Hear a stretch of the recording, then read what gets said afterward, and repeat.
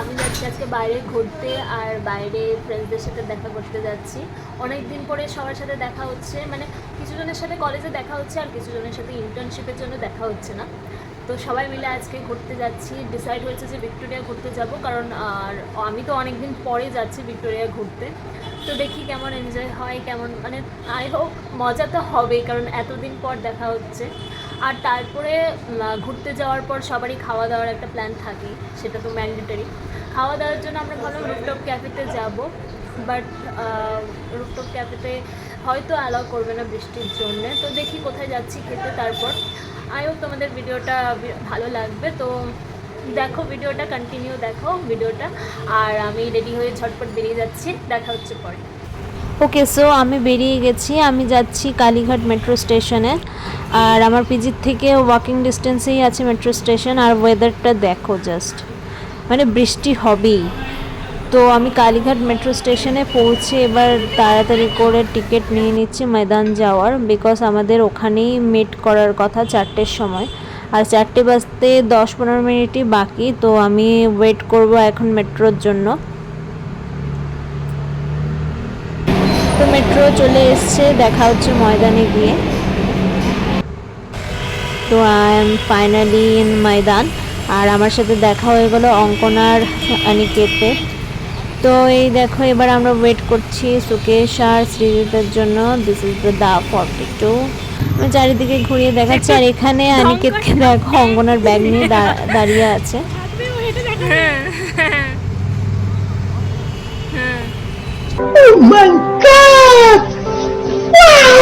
ওই লোকগুলো চাইবে। তো অঙ্কনে অনিকেতকে বলেছিল যে নে নে আমার ব্যাগটা নিয়ে ধর, বিকজ তোর শার্টের সাথে ম্যাচ হচ্ছে। তো তার জন্যই অনিকেত নিয়েছিল ব্যাগটা। এই সুকেশ, সৃজিত সাবধানে বললাম, সামনে আছে।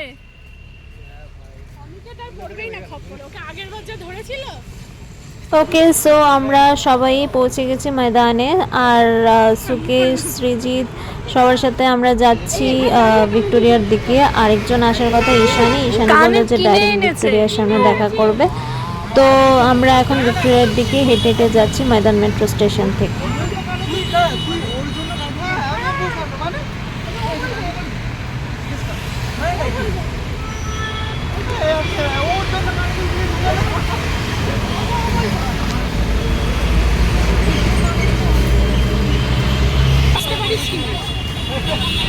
তুই আগে বেঁচে দেখা।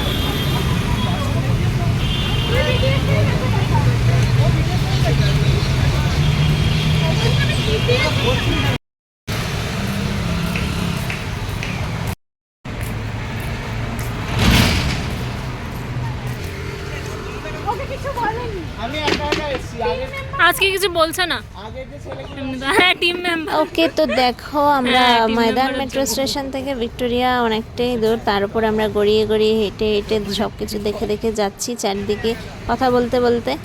আর এখানে অনেক ঘোড়া রাখা আছে, যেটা চড়ে তোমরা পুরো ময়দান ঘুরতে পারো। রাউন্ড দিয়ে ময়দান ঘোরায়। ছোটোবেলা আমিও চড়েছিলাম, কিন্তু ঘোড়ার পিঠে বসিনি, কিন্তু ঘোড়ার সাথে ওই রথ ছিল, সেখানে মা বাবার সাথে বসে আমি ময়দান চড়েছিলাম। ঢকঢক করে ঘোড়াটা আমাকে ময়দানটা ঘুরিয়ে নিয়ে চলে এলো ছোটোবেলাতে। আর এখানে যে হোয়াইট ঘোড়াটা দেখতে পাচ্ছ সেটা হলো অঙ্কনার ফেভারেট। মানে ফেভারেট বলতে অঙ্কনার পছন্দ হয়েছিল, তাই আমাকে বললো যে এটা নেই ভিডিওতে। তো বুঝতে পেরেছিলাম অঙ্কনা চড়তে পারিনি, কিন্তু খুব পছন্দ হয়েছিল। এই ভিডিওটাতে বাকিরাও জানতে পারবে যারা শুনতে পারেনি কথাটা। ওকে, ফাইনালি আমরা পৌঁছে গেছি এবার ভিক্টোরিয়া মেমোরিয়ালে। এবার টিকিটের জন্য দাঁড়িয়ে পড়েছি। হেঁটে হেঁটে পা ব্যথা হয়ে গেল, কারণ অনেকটাই বয়স হয়ে যাচ্ছে, বুঝতে পারছি।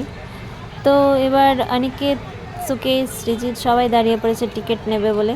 সবাই দু লাইনেই দাঁড়িয়ে পড়েছে। পরে জানতে পারলো সুকেশ আর সৃজিত যেখানে দাঁড়িয়ে আছে সেটা হলো কারেন্সি এক্সচেঞ্জের লাইন। ওখান থেকে নাকি যারা অন্য কান্ট্রি থেকে আসে সেই কারেন্সিগুলো এক্সচেঞ্জ করে তারপরে টিকিট নেয় ওরা।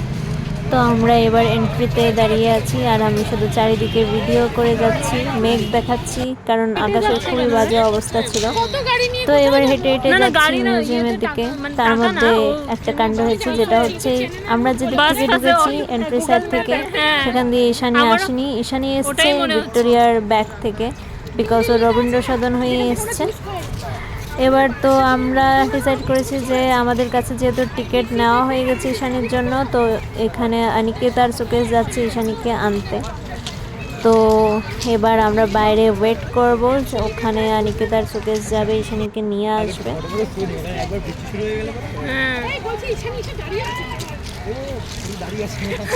তো ভিক্টোরিয়ার চারিদিকটা দেখো, প্রচুর লোক। এমনিতে তো মানে ডিসেম্বর ওই টাইমে তো ভিড়ই থাকে, তো আমার ওখান থেকে কোনো ডিফারেন্স তেমন লাগছিল না। এবারও এখনও ভিড়ই আছে, মানে সবসময় ভিড় থাকে এখানে। অন্য কান্ট্রি অন্য স্টেট থেকে প্রচুর লোক আসে। আমার মনে আছে আগে তো আমিও মা বাবার হাত ধরে আমি এখানে আসতাম ত্রিপুরা থেকে ঘুরতে, তো সেটাই মনে পড়ে। আর এখানে দেখো আমরা ঈশানীর জন্য ওয়েট করছিলাম বলে অঙ্কনা কিছু ফটোশ্যুট করে নিল, সৃজিত ওর ফটো তুলে দিচ্ছিল, তারপরে আমিও কয়েকটা ফটো তুলে নিলাম। আমার তো চুলগুলো বাতাসে এত ওড়ে যে ফটো ঠিকঠাক করে আসে না।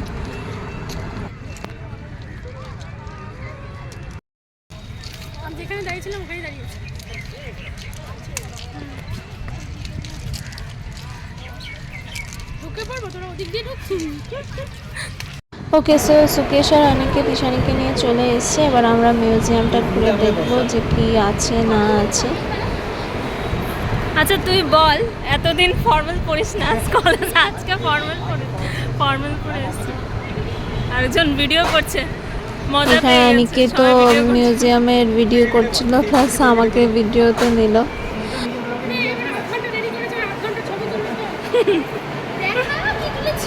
এখানে তো অঙ্কনা ঈশানীকে খুব বকছিল, বিকজ ঈশানীর আসতে লেট হয়েছে, অলমোস্ট আধ ঘন্টা লেগে গেছে, ওর দেরি হয়ে গেছিলো আসতে।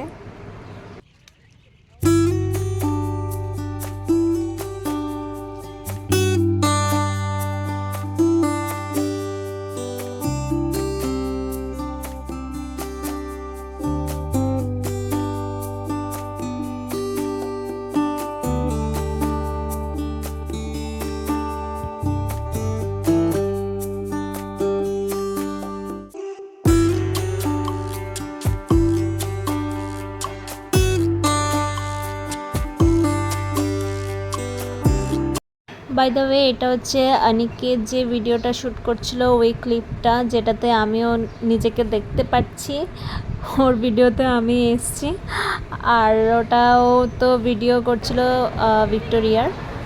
আর এখানে আমরা পরে ডিসাইড করছি যে আর কোথায় ঘোরা যায়, মানে ভিক্টোরিয়ার গ্যালারি তো দেখে নিয়েছিলাম, তারপর আমরা মিউজিয়ামে ঢুকিয়েছিলাম।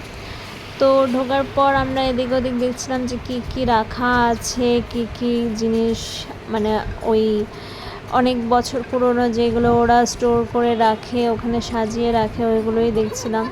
আর এখানে ল্যাঙ্গুয়েজ আর এসব না বুঝতে পেরে সবাই ভুল ভাল পড়ছিল, যা পারে তাই পড়ে যাচ্ছিল, যদিও ওখানে জানা নেই উর্দু, আরাবিয়ান সব ল্যাঙ্গুয়েজে ওখানে লেখা ছিল। এবার তো ঈশানীর ফটোশ্যুটের টাইম, তো সৃজিতা আবারও ঈশানীর ফটো তুলে দিচ্ছে এখন। আর আমি তোমাদেরকে চারিদিকটা দেখিয়ে দিচ্ছি যে ভিতরে কেমন সাজানো আছে। আর এখানে দেখো সুন্দরী দিদিরা অনিকেতকে বুক করে নিয়েছে ফটো তোলার জন্য। আর আমি বাইরের যে লাইটিং হওয়ার পর, লাইট জ্বালানোর পর ভিক্টোরিয়ার যে ভিউটা আরও সুন্দর মনে হয় রাত্রিবেলাতে, যখন আকাশ কালো হয়ে যায়, তো খুব দারুণ লাগে ওটা দেখতেও। তারপর তো বৃষ্টিও স্টার্ট হয়ে গেছিলো আমরা বেরোতে না বেরোতে, তো আমাদের কাছে দুটোই ছাতা ছিল, যেখানে আমরা তিনজন করে যাচ্ছিলাম। দেখতে চান? এই যে ঈশানী তো উড়ে যাবে নাকি? হ্যাঁ, ছাতাটা দেখ না ভাই, দেখ ছাতা ডানতে দেখা যাচ্ছে না, মাঠে যে বাজছে। ভালো লাগে না, আমি দেখবো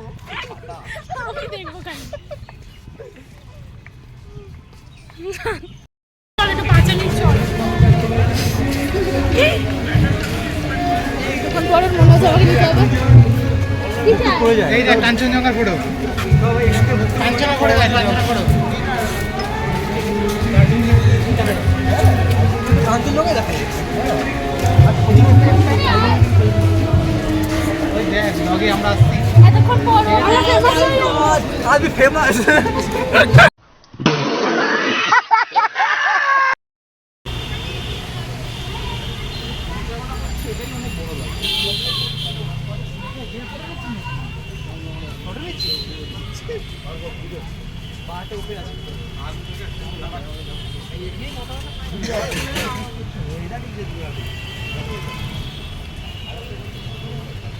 দুটো আছে, একটা ডমিনোজের উপরে বার আছে আর একটা কি একটা আছে। ওকে, তো যেহেতু বৃষ্টি পড়তে স্টার্ট হয়ে গেছিলো তো আমাদের আর রুফটপ ক্যাফেতে যাওয়া হয়নি। তো আমরা ডিসাইড করেছি যেহেতু ফোরাম মল কাছে আছে তো ফোরাম মলে ফুড কোর্টে গিয়ে কিছু খাবো। তো আমরা সেখানেই হেঁটে হেঁটে ওয়াকিং ডিস্টেন্সে ছিল বলে চলে এসেছি।